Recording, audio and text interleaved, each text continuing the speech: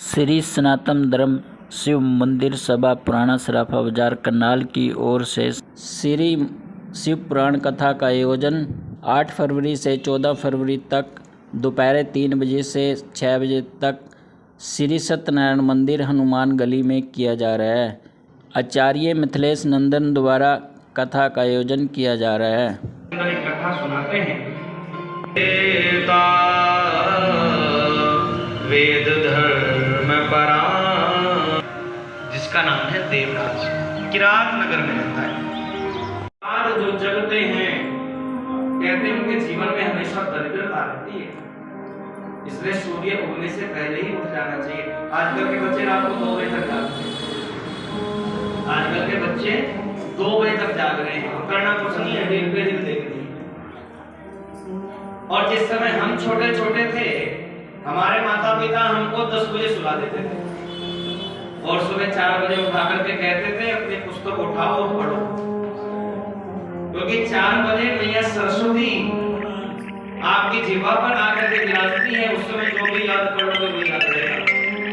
जो बच्चे रात में अधिक देर तक सोते हैं वो ज्यादा नहीं, 1 महीना प्रयास करके देखें, पढ़ाने का 4 बजे और 4 बजे से 6 बजे तक आराम से पढ़े। जो भी आपको स्कूल में पढ़ाया जाता है आप उसका रिवीजन करें और फिर देखो ज्ञान कैसा वर्धन हो जाएगा। तो जो सूर्य उगने के बाद उठते हैं तो भैया उनके घर में दरिद्रता जल्दी आ जाती है, इसलिए सूर्य उगने से पहले ही उठ जाना चाहिए। देखो शास्त्र का नियम तो है कि ब्रह्म मुहूर्त में जग जाना चाहिए, परंतु ब्रह्म मुहूर्त में नहीं जग पा रहे हैं तो सूर्य उगने से पहले तो उठ ही जाओ। ये गृहस्थियों के लिए, बच्चों के लिए नहीं। बच्चों को तो 4 बजे उठना चाहिए, अपनी पुस्तकें अपने बराबर में रख के रात में सोएं और 4 बजे कहीं जाने की आवश्यकता नहीं। उठ जाएं, लाइट जलाएं और अपनी पुस्तक हाथ में लेकर के पढ़नी शुरू कर दें। अब पुस्तक पढ़ने के लिए स्नान करने की आवश्यकता नहीं है, पुस्तक पढ़ने के लिए किसी पवित्रता की आवश्यकता नहीं है। आप जैसी भी स्थिति में हो वैसे पढ़ना शुरू करो। हर हर महादेव बोलना पड़ेगा। तो महाराज ये जो गणिका है, ये गणिका निंदित कर्म करती है। जिस समय उठना है उस समय सोती है और जिस समय भोजन करना है उस समय स्नान करती है। जिस समय स्नान करना चाहिए और पूजा का तो कोई मतलब ही नहीं, भगवान के पास जाने का कोई मतलब ही नहीं है। तो महाराज सूर्य कहते देवराज भी उसी की तरह रहने लगा, उसी की तरह कर्म करने लगा और चोरियां करता है, डाके डालता है। तो एक दिन हुआ क्या, ये श्रीमान जी के जीवन में वही समय आया जो सबके जीवन में आना है। काल की गति तो बड़ी प्रबल है, मृत्यु को तो सबने स्वीकार करना। जैसा विश्वनाथ जी महाराज ने बताया, मृत्यु से क्या डरना, इसको तो स्वीकार करना ही है, ये तो कभी भी आ जाए। तो हुआ क्या, देवराज को बुखार आया। जब इस देवराज को बुखार आया तो इसने सोचा कि चलो अब तक रात में चोरी करता था, अब दिन में कहीं चोरी करने जाएगा, क्योंकि चला नहीं जाता। तो दिन में बेचारा जाने लगा, रात को जाए तो दिखे नहीं, आंखें कमजोर हो गई, बुखार इतना तेज आया, शरीर में रोग बढ़ने शुरू हो गए, तो दिन में चोरी करने जाने लगा। एक दिन कहते हैं ये एक मंदिर में पहुंचा, प्रतिष्ठानपुर जोशी प्रयाग में पड़ता है। प्रतिष्ठानपुर में पहुंचा और ये वहां जाकर के एक मंदिर में चोरी करने लगा।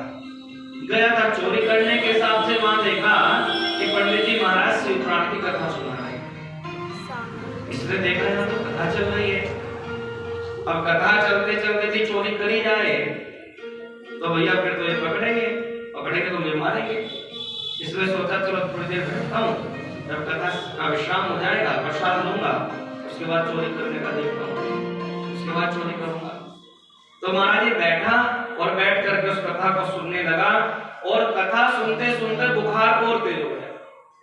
जैसे प्रसाद लिया इससे चला नहीं गया और कथा का पहला दिन था, वही बैठ गया। पंडित जी महाराज ने कहा, अरे आप कहाँ से आए हैं? इसने अपना परिचय दिया, मेरा नाम देवराज है, मैं भी ब्राह्मण हूँ। तो महाराज जी बैठा और कहने लगा पंडित जी से, महाराज जी मुझसे चला नहीं जा रहा है, आप मेरे भोजन की व्यवस्था कर दो। पंडित जी को थोड़ी अपने हाथ से बनाना पड़ता है, आप में से किसी को बोलते हैं भोजन कराते, तो इसके लिए रोज भोजन आने लगा। ये देवराज वही भोजन करता है और वही रोज कथा सुनता है। शिव पुराण की कथा 1 महीना भी होती है, ध्यान देना, शिव पुराण की कथा 1 महीना भी होती है। हमने तो कई बार करी है 1 महीने की कथा, और उस 1 महीने की कथा में भी खूब आनंद आता है, क्योंकि कथाएं बड़ी विस्तार से हो जाती है। अब 3 घंटे में भैया क्या क्या सुनाए, कहां से सुनाए। तो शिव पुराण की कथा श्रावण में हमारे सारंगपुर में तो खूब होती है, पूरे 1 महीने की, और खूब आनंद आता है उनमें। और वही 1 महीने की कथा है देवराज सुन रहा है। और महाराज ये देवराज सुनते सुनते अंतिम समय जब इसका आया, तो अंतिम समय में यमदूत चले आए और यमदूत इसको यमपुरी लेकर के पहुंच गए। जैसे ही यमपुरी में पहुंचा तो वहां यमराज खड़े हैं, और यमराज ने कहा, अच्छा यमदूतों, तुम तो बड़े पापी व्यक्ति को ले आए। अरे तुमने बड़ा अच्छा किया है, ये जो देवराज है इसको अब यहीं सड़ना है, अभी यहीं रहेगा। और यमदूतों से कहा यमराज ने, तुम एक काम करो, इसको काल कोठरी में बंद करो। जैसे वो यमदूत ले जाने लगे, उधर से भगवान शिव के दूत चले आए। भगवान शिव के दूतों ने कहा है, आने जा रहे उसको।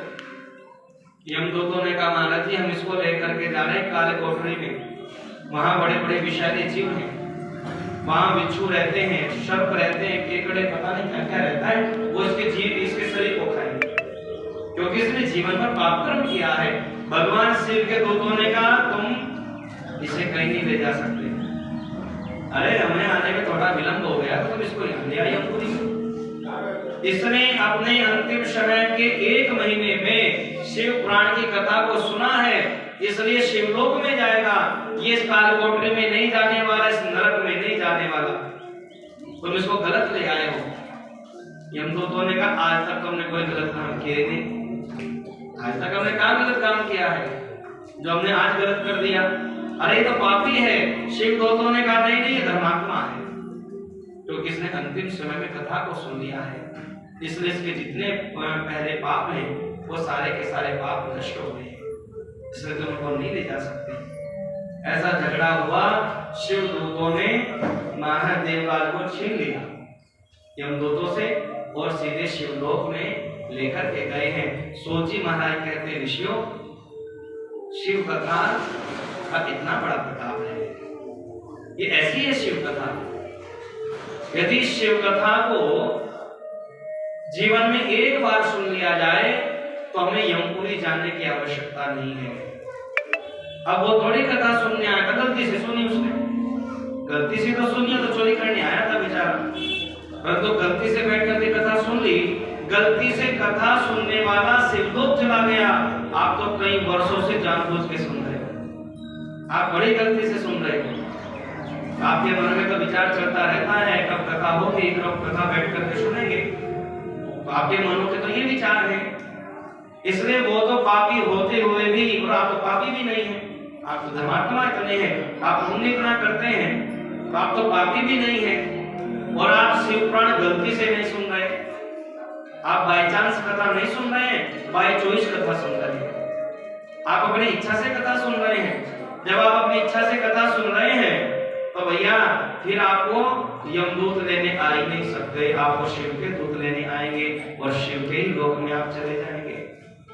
तेरा पल पल बीता जाए, मुख से जप ले नमः शिवाय। तेरा पल पल बीता जाए, मुख से जप ले नमः शिवाय। तेरा पल पल बीता जाए, मुख से जप ले नमः शिवाय। तेरा पल पल बीता जाए, मुख से जप ले नमः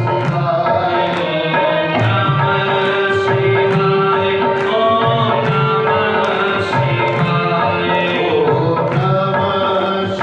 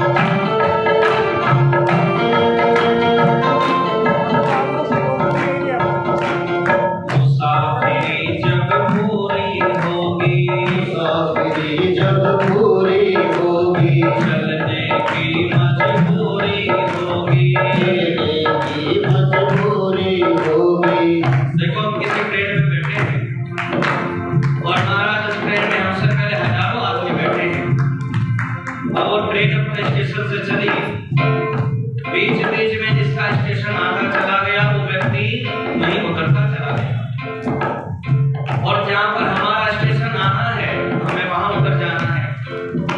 उसी प्रकार से जीवन है, हम परिवार में रहते हैं, कुटुंब में रहते हैं, अपनी कॉलोनी में रहते हैं, परंतु जिस व्यक्ति का स्टेशन जहाँ आ गया यानी जिसकी मृत्यु जहाँ आ गई वहाँ उसको जाना है, कोई रोकने वाला नहीं, कोई नहीं रोक पाएगा। जिसका मृत्यु रूपी स्टेशन जहाँ आया उसको वहीं उतर जाना है, और हमें वो अकेला छोड़ करके अपने आप इस सांसारिक यात्रा को पूरी करके भगवान के पास चला जाएगा, भगवान के चरणों में जाकर के बैठ जाएगा। तो भैया हमारे हाथ में है कुछ नहीं। अभी रात की एक घटना, मेरठ में बड़ा सुंदर मेला लग रहा है और महाराज वहाँ झूला टूट गया। आजकल लोग झूले में बहुत बैठते हैं और झूला टूट गया। शायद मेरठ की घटना काफी है, पता नहीं, मुझे तो मेरठ का ही लग रहा है। झूला टूटने के बाद उसमें से मरा तो कोई नहीं, जितने झूले में बैठे थे चोट सबको लगी, मर कौन गया? एक पुलिस वाला उनको बचाने आया था, वो बेचारा मर गया। अब तक जिसका जान लेगा भाई उसको नहीं मरना है, जो इतने ऊपर से गिर रहे हैं वो नहीं मरे, जो उनको बचाने चला गया वो मर गया। हवाई जहाज के अंदर 242 व्यक्ति थे, 241 मर गए, एक बच गया, और उनके साथ में 15-20 और मर गए जिनका उस हवाई जहाज से लेना देना कुछ नहीं। वो पढ़ने वाले बच्चे हॉस्टल में अपना खाना खा रहे थे, वहां जाकर तो पता है कुछ शरीर था। इसलिए जिसका भैया जहाँ पर लिखा है, जिसका स्टेशन यमराज ने निर्धारित कर दिया वो उस स्टेशन पे उतरेगा। इसलिए ये पिंजड़ा प्राण रह जाए मुख से जपले नमः शिवाय, प्राण रह जाए मुख से जपले नमः शिवाय। ओम नमः शिवाय, ओम नमः शिवाय, ओम नमः शिवाय, ओम नमः शिवाय। तेरा पल पल बीता जाए मुख से जपले नमः शिवाय। तेरा पल पल बीता जाए मुख से जपले नमः शिवाय। ओम नमः शिवाय, ओम नमः शिवाय, ओम नमः शिवाय, ओम नमः शिवाय।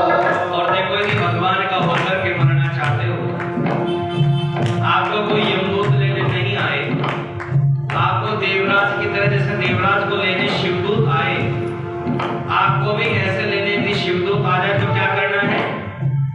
शिव पूजन में मस्त बने जा, शिव भोजन में मस्त बने जा, शिव पूजन में मस्त बने जा, शिव भोजन में मस्त बने जा।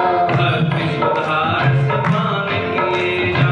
भक्ति सुधार सुमान किए जा। और जिस दिन शंकर जी का पूजन आपने मन से कर लिया, जिस दिन भगवान की कथा आपने मन से सुन ली, उसी दिन दर्शन विश्वनाथ के पाए मुख से जपले नमः शिवाय। दर्शन विश्वनाथ के पाए मुख से जपले नमः शिवाय। ओम नमः शिवाय, ओम नमः शिवाय, ओम नमः शिवाय, ओम नमः शिवाय। तेरा पल पल बीता जाए मुख से जपले नमः शिवाय। तेरा पल पल बीता जाए मुख से जपले नमः शिवाय। ओम नमः शिवाय, ओम नमः शिवाय, ओम नमः शिवाय, ओम नमः शिवाय। बोलो शंकर भगवान की जय हो। तो महाराज, हमने पहले भी कहा भगवान की भक्ति करो तो सब कुछ छोड़ छाड़ के करो। जितनी देर भगवान के पास बैठते हो उतनी देर सब कुछ छोड़ करके आना चाहिए, और केवल परमात्मा मेरे और मैं परमात्मा का, ये मन में भाव रख करके भगवान का चिंतन करना चाहिए। और यदि ऐसा हो गया तो दर्शन विश्वनाथ के पाए मुख से जप ले नमः शिवाय। ओम नमः शिवाय, ओम नमः शिवाय। भगवान के दर्शन हो जाएंगे। और हम यहाँ भगवान के दर्शन ही करने आए हैं। भगवान के दर्शनों के लिए ही ये शरीर है, इसलिए शरीर का खूब सभी उपयोग करो, फायदा उठाओ। जैसे अपनों का फायदा उठाते हैं मीठा मीठा बोल करके, वैसे शरीर का भी फायदा उठाओ, क्योंकि शरीर हमारा नहीं है, और जो हमारा नहीं है फायदा उसी का तो उठाया जाता है। शरीर तो अपना है नहीं, क्योंकि हम कोई भी शरीर नहीं है, हम तो सब आत्मा है। शरीर हम नहीं है, ध्यान रखना। ये तो किराए पे लिया है हमने, हमारी आत्मा ने इस शरीर को किराए पे ले रखा है। किसी का 10 साल के लिए, किसी का 20 साल के लिए, किसी का 50 साल के लिए, किसी का 100 साल के लिए। तो किराएदार का फायदा उठा लेना चाहिए। घरों में जाले नहीं लगे, घर की सफाई होती रहे। तो जो किराएदार है हमारा शरीर, इस आत्मा का, इस किराएदार का खूब फायदा उठाना चाहिए। इस शरीर से कहें चलो कथा में, इस शरीर से कहो चलो पुण्य करो, इस शरीर से कहो चलो दान करो। जिस दिन शरीर ने आत्मा का कहना मानना शुरू कर दिया, उसी दिन दर्शन हो जाएंगे विश्वनाथ के। कौन सी बड़ी बात है। राधे राधे बोलना पड़ेगा। राधे राधे। कथा ज्यादा करते हैं ना, इसलिए शंकर जी थोड़े पीछे रह जाते हैं। हर हर महादेव बोलना पड़ेगा, जरा जोर से बोलना पड़ेगा। तो महाराज यहाँ पर कथा सुनाई देवराज की सूची महाराज ने शौनकादिक ऋषियों को। शौनकादिक ऋषियों ने कहा सूची महाराज कथा तो आपने बड़ी अच्छी सुनाई। देवराज ने जीवन भर पाप किया और पाप करने के बाद मरा। मरने के बाद शंकर जी के दूत चले आए, उन्होंने कहा इसने कथा सुनी है, इसने कथा सुनी है तो ये लोक में नहीं जा सकता, तो उसको शिव लोक लेकर के चले गए। अब हम जानना चाहते हैं सूची महाराज आपसे, क्या कोई ऐसी भी कथा है कि जिसने पाप भोगते भोगते शरीर का त्याग किया हो, पाप करते करते इस शरीर को त्याग दिया हो, और उसके किसी अपने ने उसके निमित्त कथा सुना दी हो और वो तर गया हो? भाई देवराज ने तो अंतिम समय में कथा सुन ली तो तर गया, और जिसने अंतिम समय कथा भी नहीं सुनी और पाप भोग की हो, और उसके मरने के बाद उसके निमित्त किसी ने कथा सुनाई हो और वो तर गया हो, क्या कोई ऐसी भी कथा है? सूची महाराज ने कहा बड़ी विचित्र कथा है ऋषियों, और मैं आपको ऐसी कथा सुनाऊंगा कि पति जीवन भर पाप करता रहा, पाप करते करते मर गया, पत्नी भी मर गई, और मरने के बाद पत्नी ने कथा सुनाई। देखो कैसी विचित्र बात है। पत्नी भी मर गई, पति भी मर गया, और पत्नी ने मरने के बाद अपने पति को कथा सुनाई। शौनकादिक ऋषि कहते हैं महाराज ऐसे कैसे, ये कैसे हो सकता है? मरा हुआ व्यक्ति मरे हुए व्यक्ति के निमित्त कैसे कथा सुना सकता है? ये तो हो ही नहीं सकता। सूची ने कहा ये हो गया है, इसके विषय में मैं तुमको एक कथा सुनाता हूँ। एक वास्तु नाम का ग्राम है, एक वहां बिंदुक महाराज रहते हैं, और जो बिंदुक है संयोग से ये ब्राह्मण है, परंतु दुष्ट स्वभाव वाले हैं। इनका स्वभाव अच्छा नहीं है, लोगों को गालियां देते हैं, सबके प्रति बुरा सोचते हैं, झगड़ा कराते रहते हैं, सारे निंदित कर्म करते हैं। जो कर्म हमको नहीं करना चाहिए, विशेष रूप से जो ब्राह्मण वर्ण को कर्म नहीं करना चाहिए, वो ही जरूर करता है। मांस भी खाता है, मदिरा का पान करता है, और इसका जो विवाह हुआ वो हो गया चंचुला के साथ में, और चंचुला बड़ी धर्मात्मा। पति देव तो महाराज पापी और पत्नी बड़ी धर्मात्मा, परंतु देखो हमने अभी कहा था जैसा संग करोगे वैसे ही हो जाओगे। पत्नी ने सुबह सुबह दीपक जलाया, बिंदु ने कहा अच्छा तो मेरा कहना नहीं मानती। अरे तो कैसे दीपक जला सकती? मेरे घर में किसी भगवान की पूजा नहीं, मैं तो बड़ा नास्तिक आदमी, मेरे घर में घंटी की आवाज नहीं चाहिए। अब चंचुला ने सोचा कि देखो सब लोग कहते हैं पतिव्रत धर्म बड़ा श्रेष्ठ होता है और पति की आज्ञा का कभी उल्लंघन नहीं करना चाहिए, तो अपने पतिव्रत धर्म को श्रेष्ठ मानते हुए जैसा बिंदु कहता है वैसा ही करने लगी। आई तो थी बड़ी धर्मात्मा बन करके, पर ये भी पापात्मा हो गई, ये भी पाप करने लगी। और एक दिन हुआ क्या, जैसे समय सभी का आना है वैसे ही महाराज समय इस बिंदु का भी आया और इस बिंदु ने अपने प्राण छोड़ दिए। इसने अपने प्राण त्याग दिए, मर गया। मरने के बाद बन गया महाप्रेत। और देखो एक बात आपसे और बताएं, मरने के बाद हम सबको ही प्रेत बनना है। हर हर महादेव बोलना पड़ेगा, ये भी कर सकते हैं। मरने के बाद हम सबको ही प्रेत बनना है, कोई बच नहीं पाएगा। और हम प्रेत से पितृ योनि में कैसे पहुंचेंगे? हमें प्रेत बनने के बाद भी कष्ट सहने को नहीं मिले, उसके लिए क्या करना पड़ेगा? जो मरने के बाद 10 दिन का कर्म होता है, जब कोई मर जाए 10 दिन तक जो कर्म होता है उसको 10 श्राद्ध विधि कहते हैं। और उन 10 दिनों में 10 पिंड का दान किया जाता है। और जो 10 पिंड का दान होता है, उन्हीं 10 पिंड के द्वारा उस मरे हुए व्यक्ति का शरीर का पुनर्निर्माण होता है। केवल बनारस को छोड़ करके, क्योंकि वहां तो महादेव साक्षात विद्यमान रहते हैं। तो रात्रि में हमारे यहाँ श्रद्धा करने का कोई नियम नहीं है, परंतु ऐसे ऐसे घरों में देखा है 6 बजे डेड बॉडी घर पर आई और रात में जाकर के 7 बजे तक संस्कार कर दिया। इतना भी नहीं सोचा चलो रात भर ही घर में रख लो। तो ये जितने जीते जी रिश्ते चल रहे हैं सब स्वार्थ के धंधे हैं। मरने के बाद कोई किसी का नहीं है, ध्यान रख लेना। न मरने के बाद बेटा मेरा है, न मरने के बाद बेटी मेरी, न पति है, न कोई कुछ नहीं है। जब तक जी रहे तब तक हैं, परंतु चंचुला जैसी स्त्रियां हैं। पति के पाप कर्म थे, उसके पाप कर्मों को देखते देखते चंचुला भी पापी हो गई। क्यों? क्योंकि पतिव्रत धर्म निभाया।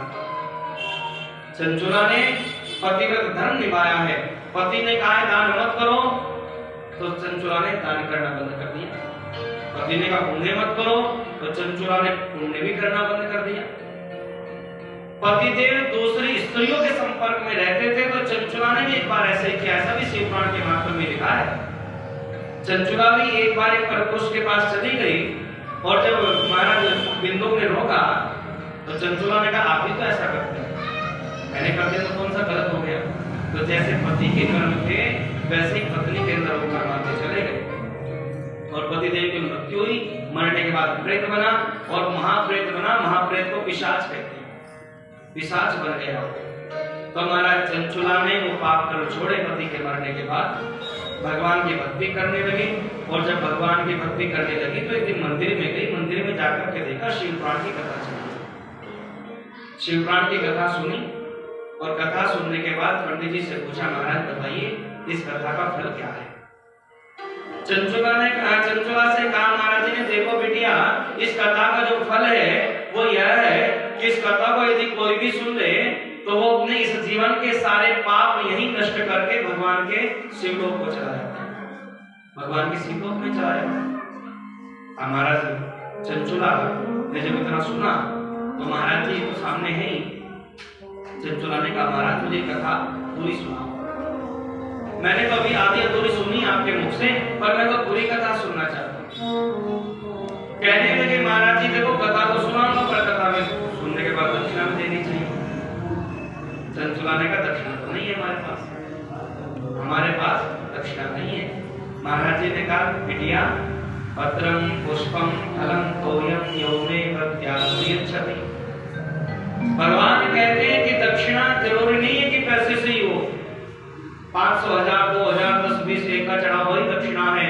एक पत्र यदि आकर के चढ़ा दिया गया है शिव पुराण को, वो भी दक्षिणा है। सर प्रणाम करना चाहिए।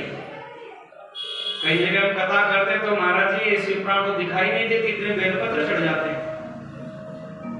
इसलिए यदि आपके पास यहाँ व्यवस्था है तो बेलपत्र भी रोज लेके आओ, चढ़ाओ शिव पुराण जी को, वही आपको वापस कर देंगे। तेरा तुझको अर्पण क्या लागे में। तो कह रहे पत्रम पुष्पम फलम तोयम, यदि पत्र की व्यवस्था नहीं हो तो फूल चढ़ा देना चाहिए, फूल की व्यवस्था नहीं है तो फल को चढ़ा देना चाहिए, और कुछ भी चढ़ाने का मन नहीं है तो अपने मन को ही चढ़ा दो भगवान, अपना मन ही समर्पित कर दो, तो वही चढ़ा दो, वही दक्षिणा है। चंचुला ने कहा महाराज जी आप मुझे कथा सुनाइए। महाराज वो चंचुला कथा सुनने लगी। महाराज जी कथा सुना रहे हैं, जैसे परिवर्तित हुआ, चंचुला ने भी अपना शरीर त्याग दिया और शिव पुराण की कथा सुनने से उसका शरीर पूर्ण हुआ, इसलिए वो मैया पार्वती की सखी बनी है जाकर के। माँ पार्वती की रोज सेवा करने लगी।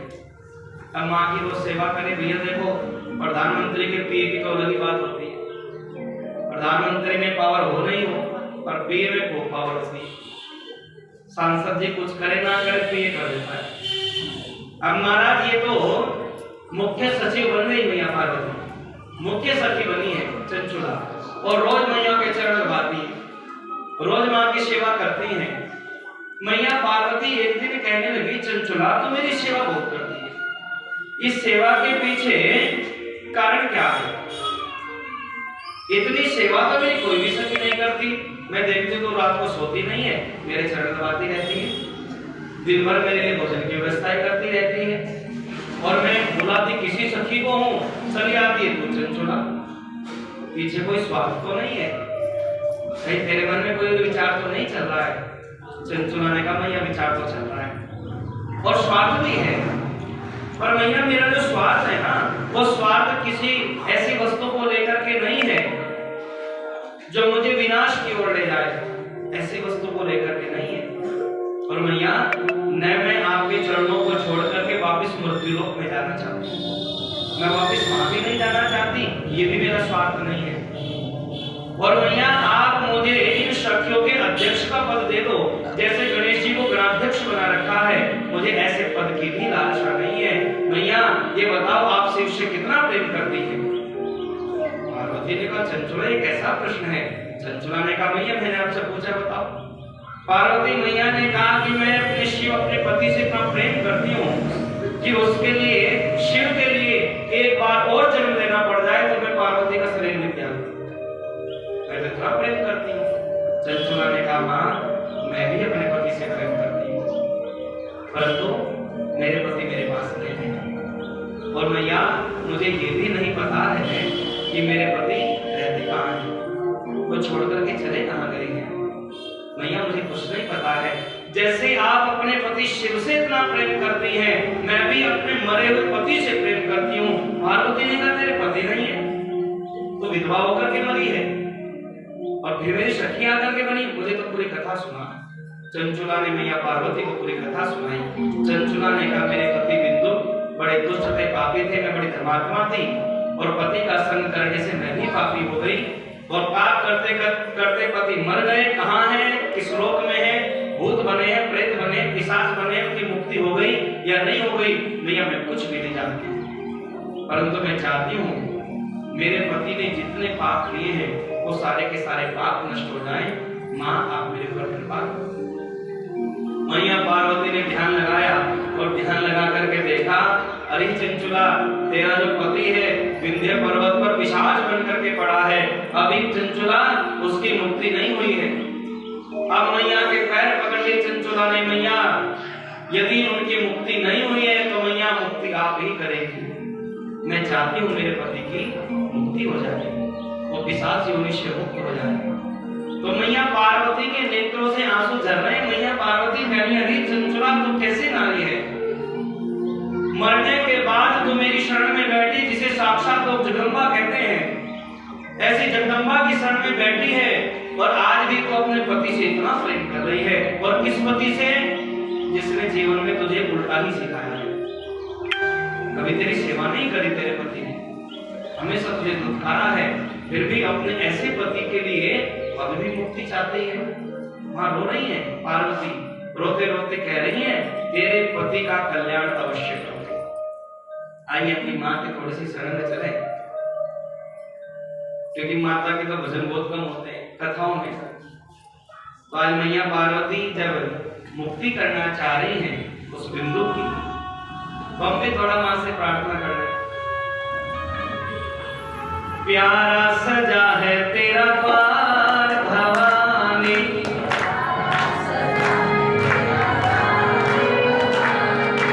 प्यारा सजा है तेरा द्वार भवानी, प्यारा सजा है तेरा द्वार भवानी, प्यारा सजा है तेरा द्वार भवानी, प्यारा सजा है तेरा द्वार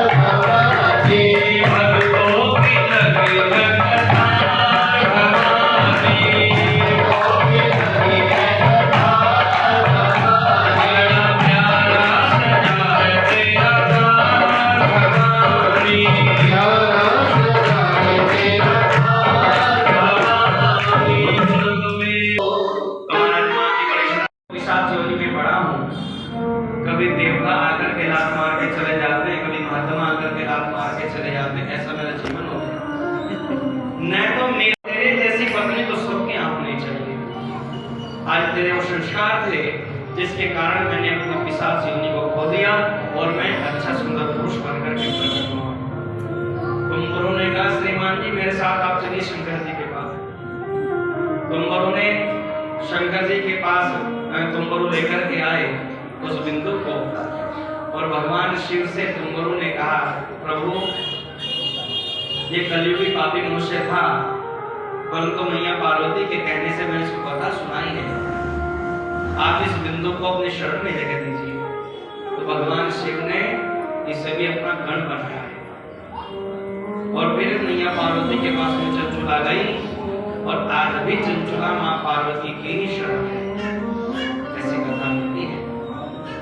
सोची महाराज कहते हैं जिसने जीते जी कथा सुनी उसका तो कल्याण ही है, पर मरने के बाद भी जिसने शिव पुराण की कथा सुनी है उसका भी कल्याण हो जाता है। ये कथा सबको कल्याण देने वाली कथा है। तो भैया सुंदर कर्म जीवन में करिए, पाप कर्म करने का कोई लाभ नहीं, क्योंकि मरने के बाद जरूरी नहीं आप भी पार्वती की सखी बन जाओ। इसलिए अपने पतियों के ऊपर विशेष ध्यान आपको देना चाहिए। यदि थोड़ा सा गलत रास्ते पर चले तो पकड़ लेना चाहिए। हमारे जिंदल जी की जो धर्मपत्नी है ना, हर छठे महीने हाथ पकड़ के क्या कहती है चलो हरिद्वार, कभी कहते चलो रामेश्वरम, कभी कहते चलो द्वारिका। आज भी कई यात्रा करके आए, मैं देख रहा था फेसबुक पर। तो ये तो इतनी यात्रा करते हैं। और पति कोई भी हो यात्रा तभी कर सकता है जब साथ पत्नी का मिला हो। घर में अच्छी श्रेष्ठ संस्कार वाली पत्नी होगी तो ज्यादा नहीं, वर्ष में एक बार तो आप तीर्थ यात्राएं अवश्य करो। तो ये जो चंचुला की कथा है, ये चंचुला की कथा यही सिखा रही है पतिव्रत धर्म का सभी को पालन करना चाहिए। और पति थोड़े टेढ़े मेढ़े निकल जाएं तो माँ पार्वती से प्रार्थना कर देनी चाहिए मैया सीधे करो जरा, फिर वो मैया करेगी अपने आप। तो ये कथा सूजी महाराज ने सुनाई शौनकादिक ऋषियों को और शौनकादिक ऋषि कहने लगे बड़ी सुंदर कथा है। एक पत्नी मरने के बाद भी अपने पति का कितना ध्यान रखती है, ये इस कथा से चित्रित हुआ है। सोची महाराज एक बात और बताओ, इस कथा को ऐसे सुन ले आकर के या फिर इस कथा के नियम भी है? कहने लगे सोची महाराज देखो नियम तो बहुत सारे हैं पर मुख्य मुख्य नियम हम आपको बता देते हैं। अब नियम के नाम पे तो 4 पेज भरे पड़े हैं शिव पुराण में। इतने सारे नियम यदि आपको बता दिए जाएं तो कल से हम और संगीतकारी कथा सुनेंगे, सारे चले जाएंगे, साउंड वाले भैया की नकल हो जाएगी। तो नियम केवल इतना है, अपने मन को शुद्ध करके आप कथा ले आएंगे और भाव से कथा सुनिए। और ज्यादा नहीं, आज तो खैर 2 घंटे की कथा हुई है, 2.25 घंटे की। आपको हमारा पता है बिल्कुल समय से आ जाते हैं कथा में और समय से ही आरती करा देते हैं, ज्यादा चक्कर में पड़ते नहीं है। हम बोलेंगे कि 3 बजे बोलेंगे तो 4 बजे आएंगे। 3 से 6 कथा का समय है, तो कल से तो 2:59 पे हम यहाँ आ जाएंगे और ठीक 3 बजे कथा शुरू होगी और ठीक 6 बजे आरती होगी। तो समय से कथा में आप आइए और समय से कथा का आनंद लीजिए। 3 घंटे की जो कथा चलेगी उन 3 घंटे की कथा से कोई भी 3 सूत्र कथा से लेकर के जाइए और अपने जीवन में परिवर्तन लाइए। बड़े सुंदर भाव से आप कथा सुनते ही प्रत्येक वर्ष 3रा वर्ष मेरा यहाँ पर है कथा सुनाने का, तो 3रे वर्ष भी आप कथा सुन रहे हैं। इसलिए जितना भी हो सके 3 घंटे में केवल 3 सूत्र यदि लेकर के जाएं तो जीवन में बड़ा परिवर्तन आएगा। तो नियम ज्यादा नहीं है, बस इतना सा नियम है, अपने मन को शुद्ध करके आइए और शुद्धता से ही आप कथा का निष्पादन करिए। बोले शंकर भगवान की जय। आइए आज की कथा कहीं पर विश्राम, कल की कथा फिर 3 बजे प्रारंभ होगी और अभी आरती करते हैं। यदि कोई सोचना है तो हमारी की जय।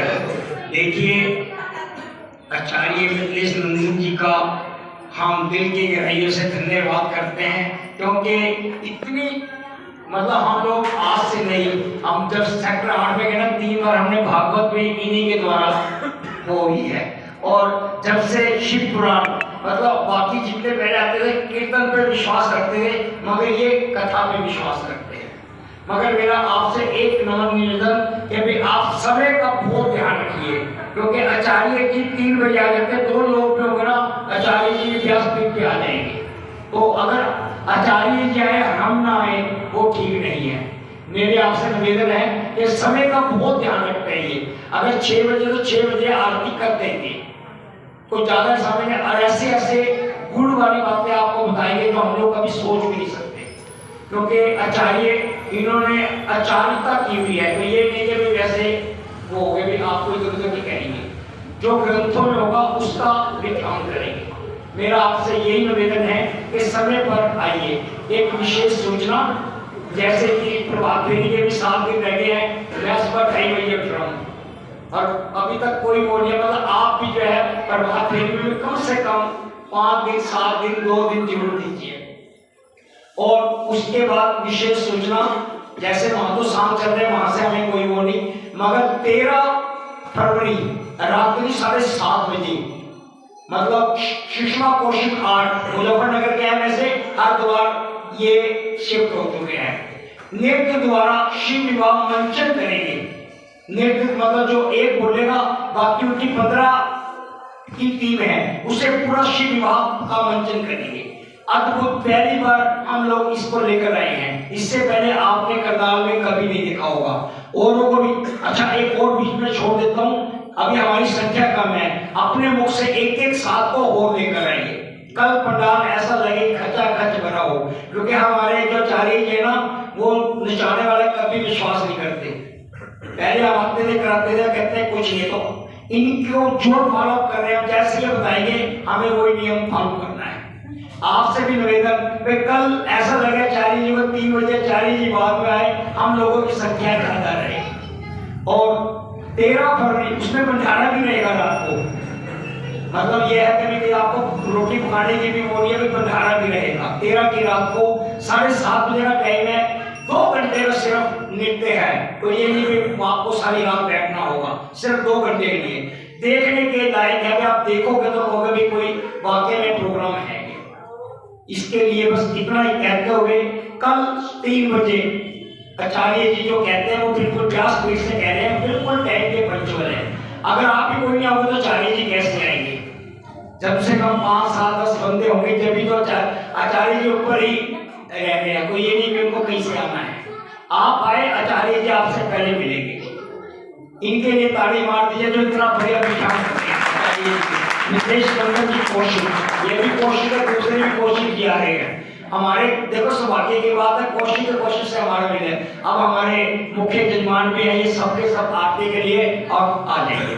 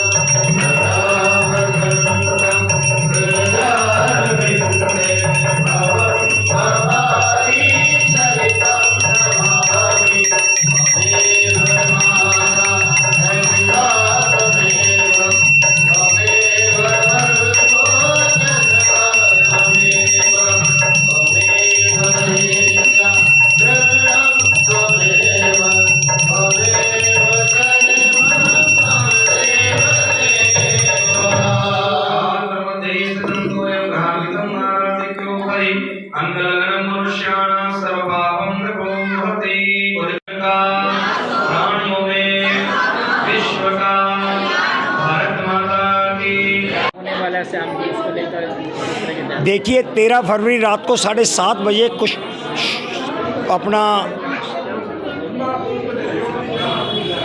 सुषमा कौशिक आर्ट ग्रुप द्वारा हरिद्वार से नृत्य द्वारा शिव विवाह मंचन करेंगे रामलीला ग्राउंड में रात्रि 7:30 बजे। भंडारा भी रहेगा। मतलब बहुत अद्भुत, करनाल शहर में पहली बार ऐसे होने जा रहा है। आप अगर आओगे तो आपको अलग ही आनंद इसका प्राप्त होगा। कमेटी की तरफ से ये हाँ, श्री सनातन धर्म शिव मंदिर सराफा बाजार करनाल, मेयर में जिंदल प्रधान। ये पहली बार हो रहा है। फर्स्ट टाइम, मतलब आज तक अद्भुत कभी भी ऐसा नहीं हुआ, पहली बार, क्योंकि 50वीं वर्षगांठ है शिव मंदिर की, उसके आयोजन को उसको देखते हुए ये रखा गया। वैसे तो हमारे शिव पुराण की कथा चल रही है आज से शुरू। समय कितने बजे रहेगा? समय रात्रि 7:30 बजे। हाँ, प्राइज, हाँ, सह परिवार सादर आमंत्रित आप लोग सब। उसके बाद भंडारा, उसके बाद भंडारा भी चलता रहेगा और वो भी चलता रहेगा। यस यस, ग्राउंड भी रहेगा। रामलीला ग्राउंड में रहेगा, भवन में नहीं, रामलीला ग्राउंड में ही। जी जी जी।